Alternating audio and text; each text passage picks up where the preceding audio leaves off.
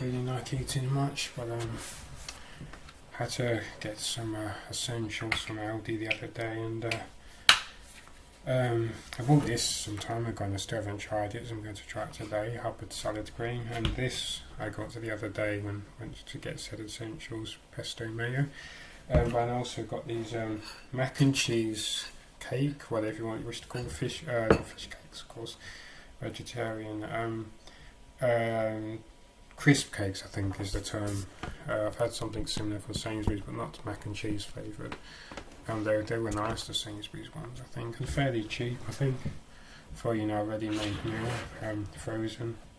Let's remove the interesting smell from the pesto mayo. But yeah, I know you've got to eat stuff. I didn't feel like eating yesterday, of course, but I managed to. So I know it's hard when you have so many emotions, because I firmly believe eating should be natural. There shouldn't be a great conscious what's it, not just because that can cause problems when you have conscious emotion, good or bad. They can both cause great problems and addictions and whatnot, but not just make us sound like we're slaves to the universe, or although we are bound by the universe, but it's just like was what's meant to be, that it's supposed to be impulsive in a good sense. I'm hungry, I'm naturally reaching for these nuts or whatever. And obviously today we do so much planning, and that can cause problems, especially if you do monthly shopping. You might overindulge, you might eat too much, but then sometimes it stops you from eating takeaways. You have something tasty in the fridge for a few days, just to help stop you breaking down your reasoning, or I'll have just one takeaway. Then there's so many struggles, of course. I treated myself to the last peppermint tea bag in the house. There was only one left. I bought 6 boxes of tea in total now for the house. 5 different flavours, but the lemon and ginger went very quickly, as you can imagine. So I topped it up, bought another box from Aldi. But the peppermint, I saw the other day there were 2 to 3 peppermints. I thought I've not had one in weeks, so I have the last peppermint. There's plenty of lemon ginger, that seems to be people's favourite, and chamomile and green tea. I donated my green tea box as well that I bought for myself maybe last year.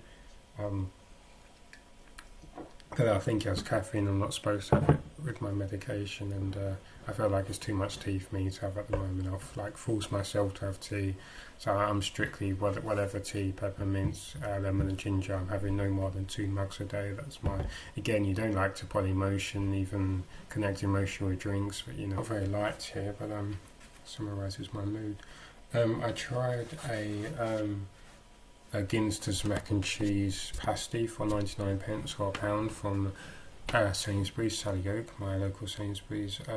I was disappointed. Even I tried one straight from the fridge and one cooked in the oven using their instructions as best as I could, and there was like a brief reference to mac and cheese, but there's always so little filling in Ginster's pasties, and I politely complained to Ginster's, and they made out it's just a dodgy batch or something. It could be they didn't really understand. I was trying to say it's uniform. I'm talking about you by design you put so little, even in your cheese and onion.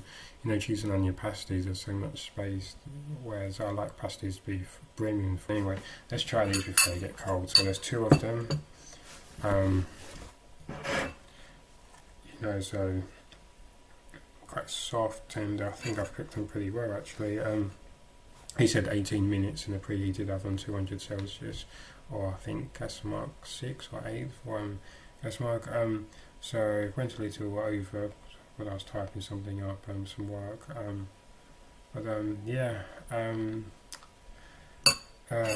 That's I'll talk about the rest later. Let's get in to see what's going on. Looks almost like a fish cake. It's an unusual smell. I don't really know what the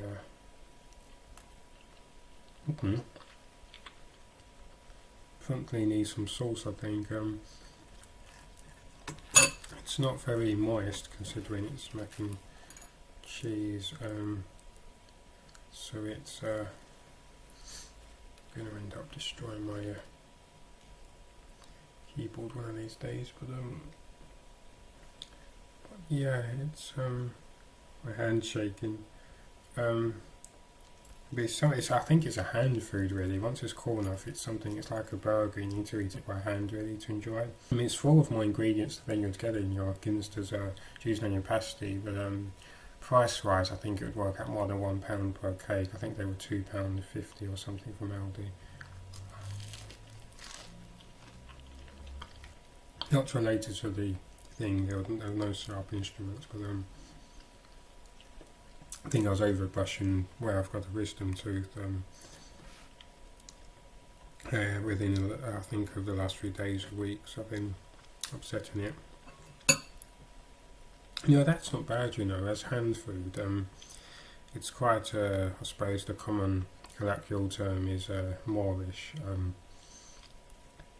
It's slightly indulgent. It's nice having pasta, creams, well, not overly creamy pasta, encased in something they can just pick up, like I used to do with tortilla wraps, spoon pasta, and I used to make tortilla wraps brimming with pasta. I've got to do that again. They would actually fall apart.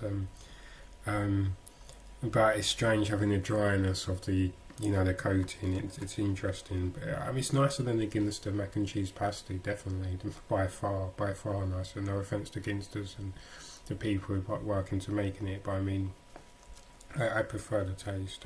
But the pasty's cheap at least, but it's so small as well. The Ginsters, it's nothing like the Ginster's cheese and onion paste, like a quarter of the size. It's a strange rectangular thing.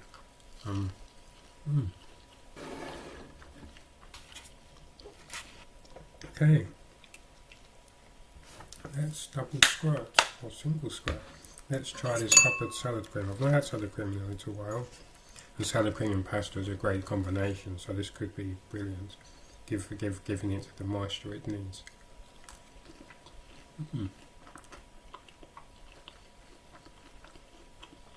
Okay, I have not had Heinz salad cream in a long while, nor any salad cream. But instantly, I just thought of Heinz salad cream, and it's probably half the price, or it's going to be somewhat cheaper for 440 grams, not quite 500. They reckon 29 servings, or if you are me, about 5 servings. If you have enough pasta, that's demands to be coated. This will really spruce up my spaghetti.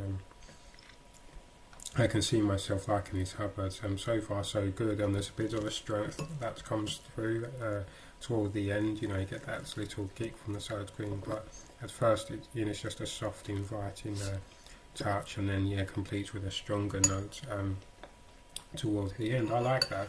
That's a nice salad cream. That's nice. I think I'm going to enjoy that. Let's try this pesto mayo. A much smaller bottle, 250 millilitres from Aldi.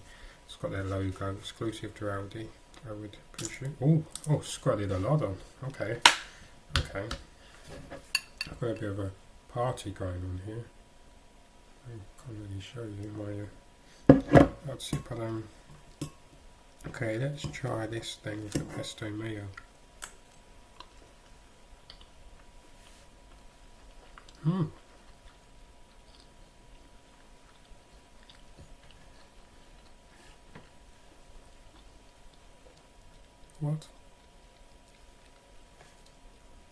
What incarnation? What by the allspark? What is that? I need to know the ingredients, because I was suddenly reminded of about 5 different things, and I was desperately trying to grab hold of them. I knew what they were, but then something else came along, and while they were on the tip of my tongue, or my mental tongue, my silent tongue, my thought processes, and something like pear came to mind. I don't think it was pear, but my brain was desperately trying to get, and then it was almost like sour, and cheese as well, so maybe that's what's throwing me a little, some sort of cheese mixed in. Basil, cheese and garlic made with free-range eggs. Oil, yolk, vinegar, lemon juice. No, you're not listing half of the ingredients. That was a melody. That was some melody. I can't place it, but there was something exotic, but then sort of unpleasant almost.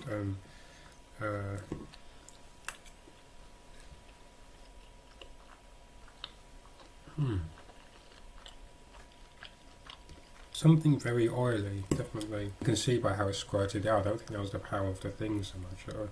I think they was also just, so liquidy, not as heavy as salad cream. There's a scent. I think it's a basil scent that I'm picking up, but then there's something oily. Need some more. I think it would go well with pasta. Well, I am eating pasta, but I mean naked pasta. This is obviously more general, just like high salad cream, pasta, chips, whatever. Even sprucing up vegetables, so you get your 5 a day. But this, I think, is a bit more specific. Maybe I could do a roast potato combination, mix it with chocolate. That would be really daring. I bet that would be a world first. Oh, that's exciting. First person in the world to mix pesto made with chocolate and roast potatoes. Okay, now I have to do it just to see what it's like so the world knows.